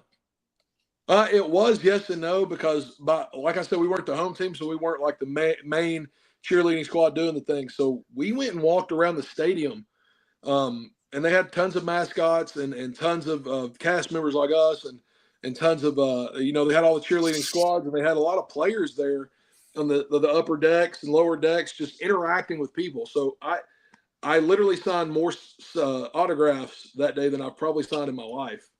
And that again, like it was cool then, but like knowing what they did and how it looked, being at Kyle Field where we are the home team in front of 102,000 people is going to be a challenge in just my stage presence and my stage fright, and we'll see how that goes. And then like we're going to be in Neyland Stadium in front of 101,000 people, and Whoa, stage fright. Literally, yeah. seriously. Hey, every once in a while, yeah. 101,000 people. I think it's justified. Well, I mean, it's the Neyland Stadium. They did something similar to Renegade Noscala. I think that's how you pronounce. I don't know how to pronounce the native's name. But the Seminole Chief that comes out and spikes the spear in the field. They simulated that with Split, the mascot, and I can only assume that we're going to do something similar as far as running out of the tee at Neyland Stadium. And even though we're not the home team in Neyland, being from Knoxville, I'm going to look at everybody involved and be like, look, I only did this once, and it was in front of 96,000 and some change. I would like to do it in front of 102,000, please. Realistically, my goal is to sing Rocky Top with the entire population that is in Neyland that day. That's going to be a harder challenge, but I want to lead the crowd in Rocky Top. That would be my goal. So when I get off here, I'm probably going to clip this and I'm going to post it and tag everybody that I need to. Hey, being you're a Knoxville, welcome. Tennessee boy, it's a dream of mine. You're welcome to anything you want to steal from here and use on your social media, man. It's your podcast too. I appreciate it, man. AJ, it has been so much fun having you on here. I thank you, sir. Appreciate you guys having me, y'all. AJ, I'm not going to let you get going. I got two more questions, and then we'll Let's let you do go. it. All right, first one: superstitions or rituals you got to do before you hit the ring. Listen to music. What type That's of about music? it. I got to get my mind right. Trevor Murdoch told me, he's like, look, if you're going to do this kind of gimmick, he said you need to go find your deepest, darkest thoughts and let them sink in before you walk out. And so that's what I do. I go sit and listen to music and I pace and I stretch and try to get my body loosened up and warmed up. But usually I've got a bad habit of popping a pouch in and forgetting about it. So I'm trying to stop doing that before matches. But usually it's like a pouch, go stretch, whatever, spit it out, put my music on, get some water, wet my hair, grab my brand because it's my emotional support branding iron at this point. And just make sure I'm in position to rock and freaking roll. And I'm getting to the point where I can flip that switch more going out, and I don't need the like 3 to 5 minutes of just anger build up. Sometimes it's 15 minutes if I'm just out of it for the day or whatever. I usually just pop on my headphones, pop in a pouch, stretch, and get ready to go wrestle, and then wet my hair and go. I said I only had two. I want to ask one more. It's a piggyback. What type of music you listen to? Normally country. For that purpose, it's more Pantera, a little bit of I got the other band, like Pantera and man, I'm gonna forget. It'll come back to me. I listen to a lot of heavy metal. Johnny Cash is on that playlist. You got just a lot of songs that have a lot of deep meaning for me, that have been a part of like the worst parts of my life, I guess.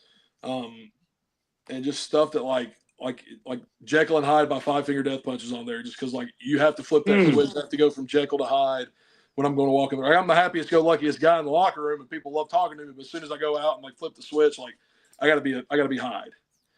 Disturbed is not on there, surprisingly, but I have been working on adjusting it lately. But you ought to think about a little Megadeth. That can get you I there. think Megadeth. I think I've got one Megadeth song on there. I can't tell you off the top of my head what it is. I do a little Wu-Tang Clan. I got a little bit of that on there. A little bit of 50 Cent. Many Men by 50 Cent.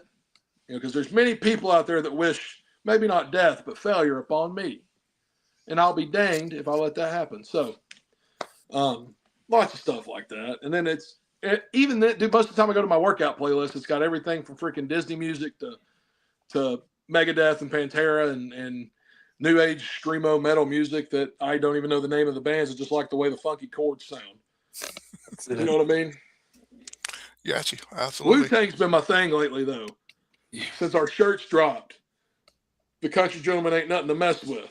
So That's it. I've been rocking some Wu-Tang lately. Cash rules everything around me. Cream, baby. I don't know why. I don't know why that popped up. My fault. Sorry about that. Where'd Joseph go? Joseph finally have to give up the ghost. He was feeling bad all day. There he is. He's back. Yeah. One more thing, AJ. You're going to be in Sequatchie. What? Friday night? Saturday night? We're Squatchy Friday. Friday night. You got a bell 7 time? p.m. Central. There you go. 7 p.m. We're on my phone. I've got it. I just posted on it. I posted it yesterday. I think it's Central Time, 7 p.m. Central. I believe we're going in early to do a pep rally match as well in front of. And it's going to be an interesting night, as you're going to see the country's gentleman standing across from Tank and Coach. It is something that I look forward to see Mr. AJ Cazana tie up with the legend, hardcore violence, Tank. Friday and it's night. a Sequatchie County street fight, mind you. Yes. So I'm going to assume that means anything goes. I would say you would probably get gored with some goat horns at some point. Oh, yeah. Yeah. AJ, we always allow everybody to give shout outs. We're going to let you do that, but I know what that was that popped up. I forgot about that. Our sponsors of the show tonight, Doc Gallo's Beard and Skin Care. Almost forgot about it. I'm glad Joseph reminded me. Another good guy. And look, if he's getting me cleaned up and I'm looking like I could be a tailgater, Texas tailgater, Luke Gallows has got some product. Dwayne, those great guys Dwayne. right there.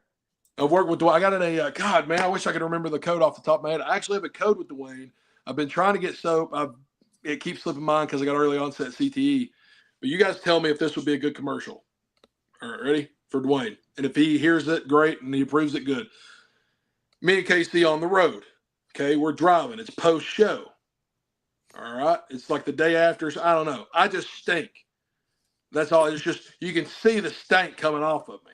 Yeah, I can imagine that. All right? You can see it. You can taste it. It's that thick. Okay? Yeah. I'm like, dude, we got to pull over. I got to wash. Come on, dude. I can smell me. I know you can smell me.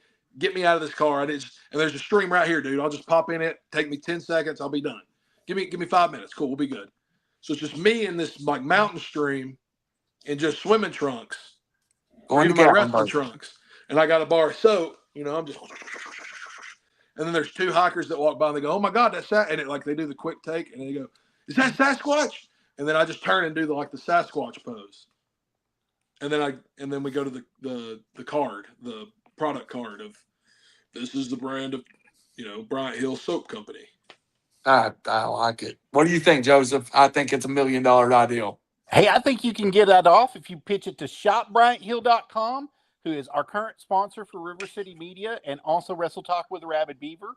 And if you guys are out there looking to get skincare products, healthcare products, you're looking to get your beard back in shape, if you got that crusty beard and you're wanting to get it nice and clean and nice and smooth as silk again, check these guys out, shopbryanthill.com. They've got something for you. They've got something for your lady. They got something for everybody. You want to give them a check out today. And the guy that owns it is actually a solid dude. Absolutely. Not one of these scumbags on some list. All I'm saying. The beautiful thing about him is every time that you donate into his company, he donates into the Fight for Autism. So that's a beautiful thing that happens. They're sponsored by the Fight for Autism. They're sponsored by Autism Speaks, and it's just a great thing for you. So every purchase that you make, whether it's the DDP line that's going to be coming out, whether it's Doc Gallows line, whether it's that Buff Bagwell line, anything that you purchase from shopbryanthill.com will help with the Fight for Autism. And if you give me 30 seconds, I'll tell you my code. Yeah, you got it. You got plenty of time. Don't rush me, guys. Dang. Hey, You got all night. We've kept you for an hour and a half. We can wait 30 seconds. Dude, I got plenty of time, brother. I ain't doing nothing. and the next goal, we're gonna have to get on here and talk about AJ Cazana having a nuclear weapon in his hand and how the Earth could look like a Swiss cheese. But that's another show altogether. Listen, man. It ain't that bad. I swear I thought I had it on my Instagram. Joseph, are you feeling better, sir? Yeah, Joseph, you feeling better? Yeah, I'm feeling a little bit better. My stomach's still turning a little bit, but I'm able to actually sit up and talk and move and stuff. I feel better. Hats off to Joseph tonight. For everybody that don't know, he's on the IL tonight, but a trooper came in and helped us out. We appreciate that. You guys are always welcome. Oh, well. It'll be all right. I'll get it posted out there at some point in the next couple of days. Absolutely. Yeah, post it to shoot it to me on Instagram, on Messenger, so I can post it here for the River City Media folk. I will. I'll get it on over. What's your favorite Waffle House meal? I knew it had to come. Probably an all-star special with the chocolate chip waffle. Woo. With a side of biscuits and gravy. Eggs over medium. Sausage. Awesome. All right. Last thing, AJ, any shout outs before we let you get going, man? I mean, shout out to everybody that's ever helped me get to the point I am today. So, across football, Greg Vandegrift, James Logan, Chris Hawkins, lots of other coaches, Kevin Winslet and Jack East, who are two of my greatest friends, a plethora of coaches that I'll forget to mention, I'm sure. With wrestling, obviously, like my dad for, I guess, having his foothold, a presence here in professional wrestling. Dr. Tom for being willing to put up with my stubbornness and train me. KC for not being a complete sack of crap and just at least putting up with me. Aaron Stevens for putting us in position where we're at. Of course, Billy Corgan for paying my bills. But Aaron Stevens, Trevor Murdoch, EC3, Tom Latimer especially is one of the nicest dudes in the locker room I've ever met. And there's another plethora that had given me advice along the way. I would be remiss to say, I always tell people this, shout out Danny Vegas for telling me to go to high-waisted trunks. I told him that in Tampa the last time I saw him. I was like, you're the reason I did that because you said it first. And so I just, regardless of our personal friendships aside, like I always tell him, like, hey, like I always push you over. So shout out to him even for that. That was a good move. And then tailgaters, shout out Fluffman and Radbod and Prof for giving us a chance and just being willing to work with the NWA schedule. And again, like Greg Vandegrift, being willing to work with the NWA schedule. So, I mean, I could go on for days. And Mom, of course, the patron saint of the Cazana family, Miss Sandra. Mm-hmm. Shout out to her for giving birth to me. Mm. Absolutely. And putting up with Dad for damn near 40 years. In the by the book music video, is that's your real mom and dad? I mean, I know it's your dad. That's your mom in there too. Yep, my real mom, and then there's a couple twins that are playing the guitar and the banjo. Those are my cousins. If you haven't looked up By the Book on YouTube, look it up. Take a listen. By the Book, by the Cazana Bluegrass Experience, I believe is what it's titled. The Cazana Bluegrass Experience. It's incredible. It's the best music video of this century. In my playlist. Every time Santino Marilla's kids playlist. He listens to it every morning with his children. And rumor is in TKO's kids playlist, but we won't bring that up. Oh, Bebop listens to it all the time.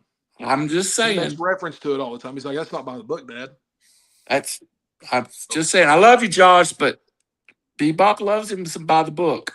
He does. We got to promote one more thing, and I don't know how we nearly forgot it, but Let's promote it. NWA, Roku TV. Roku TV. Oh shoot, they would fire me if I had forgotten. You can find us on Roku, the sports channel live on Tuesdays at 8 p.m. and 11 p.m. and I believe on Saturdays also at 8 p.m. or 11 p.m. I'm not sure about that one, but Tuesdays, the first look of it, 8 p.m. If you don't get to catch it on one of those days, we are always on demand. So you can watch NWA on demand. And then on top of that, they've got the Wrestling Central channel, which is free. All you got to do is have a Roku TV or a little Roku box. If you need a Roku box, I may be able to get you one. But Roku, you just Wrestling Central. Okay, they got WOW and NWA from the past 4 or 5 years, just plowing through there, and they're 24/7 wrestling. So new episodes are on Sports Channel or on demand, and then those past episodes are on Wrestling Central on the Roku channel, the Roku TV app. I'm glad we got that in. Appreciate it, AJ. I mean, all you gotta do is just get a Roku TV, guys. I'd hate to disappoint Billy Corgan. Yeah, I don't either. I mean, again, he pays my bills, so shout out Billy Corgan. Shout out Billy Corgan. Mr. Pumpkin himself. I love me some Smashing Pumpkins. Favorite Melancholy, my favorite album.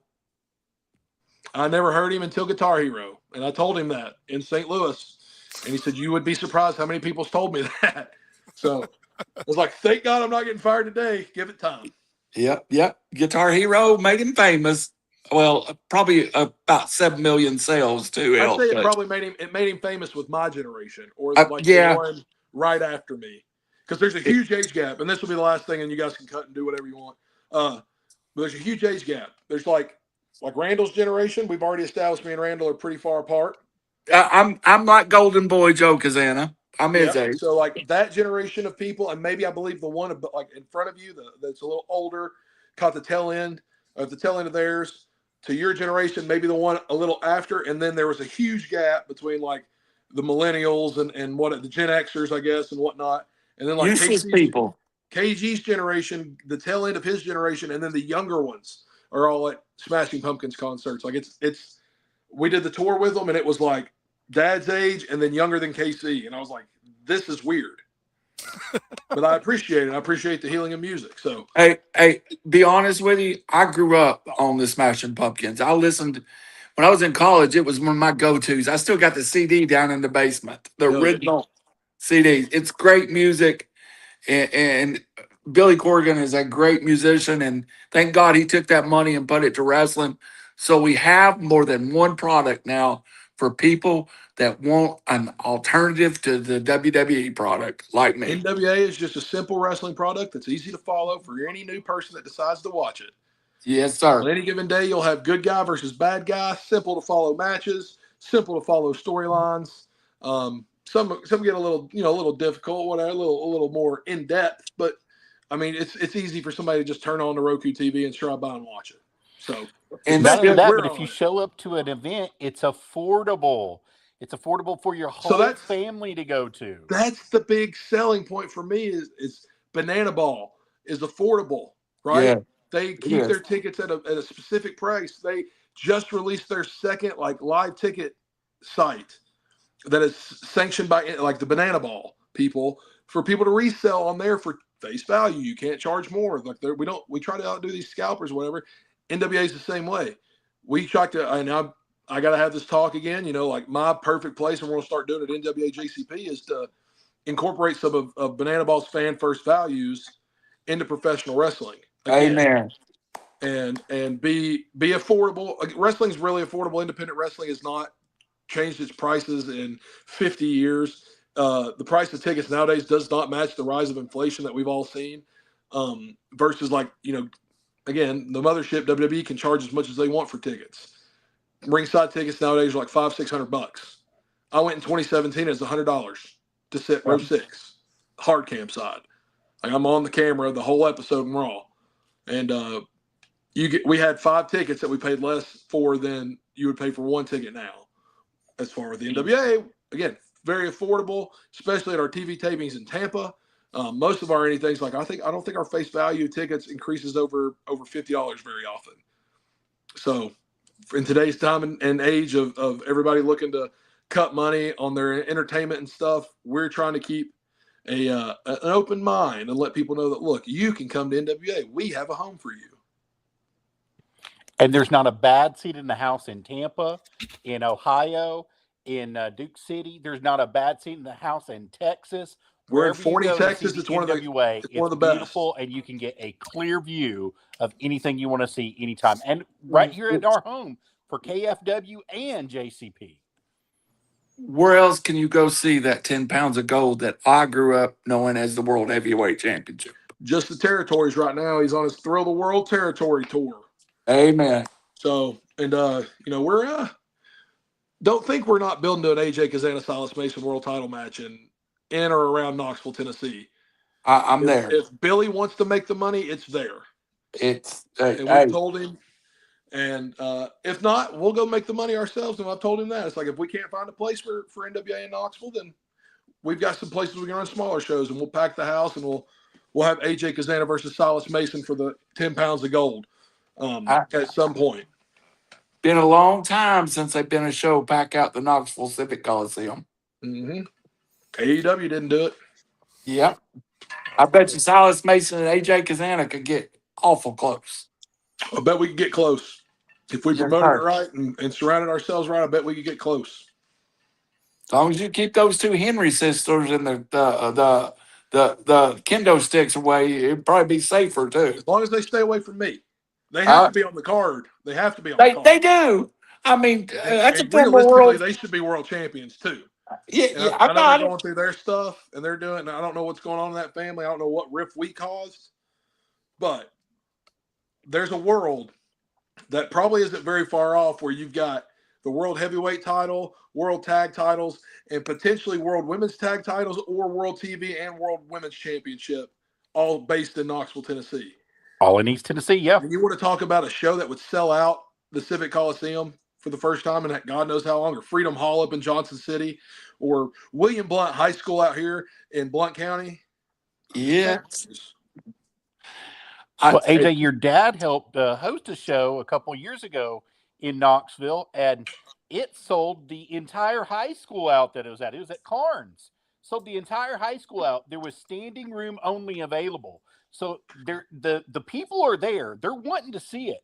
So I think that's viable. If the boss is on and he's listening to us right now, pitch it for Knoxville, Tennessee, pitch it for Nashville, Tennessee, and you will have a sellout. We're trying, man. And I'm promising a first 3 row ticket, and I'm showing up in a pair of overalls. That's all. Baby. Come on. But yeah, we're working real hard on the pitch and being able to push it and sell it to Billy, but it's there. I think we're all world traveled enough between the 5 of us to have garnished 1, world titles, but 2, headlining a show in our own hometown that isn't a WWE show. And it needs Ivy Nile comes to town, great. Randy Orton comes to town. People like to think he's from here. He's not. They like to claim him. He's from St. Louis, guys.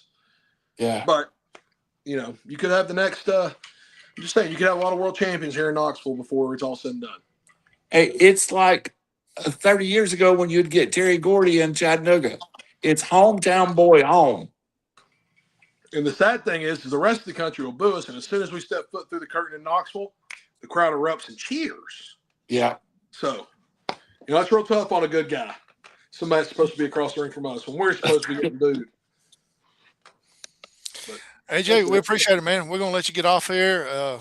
So for Joseph, that's on IR tonight, appreciate you joining us anyway. The founder of RiverCity-Media, QB1. Who is a strong believer in conspiracy theories? I'm not going to leave till I say this. Go ahead. The other one? Is this the other one they do? I guess so. I don't know. For the Howard Chaney, host of RiverCity-Media, and of course our special guest tonight was too many titles to name them all. We'll just say the AJ Cazana from Uncrowned World Champion. Uncrowned World Champion. Go out to Sequatchie County Friday night at 7 o'clock bell time to see him and AJ and KC take on. It don't matter who they're taking on; they're going to get beat regardless. Boom. So there you go.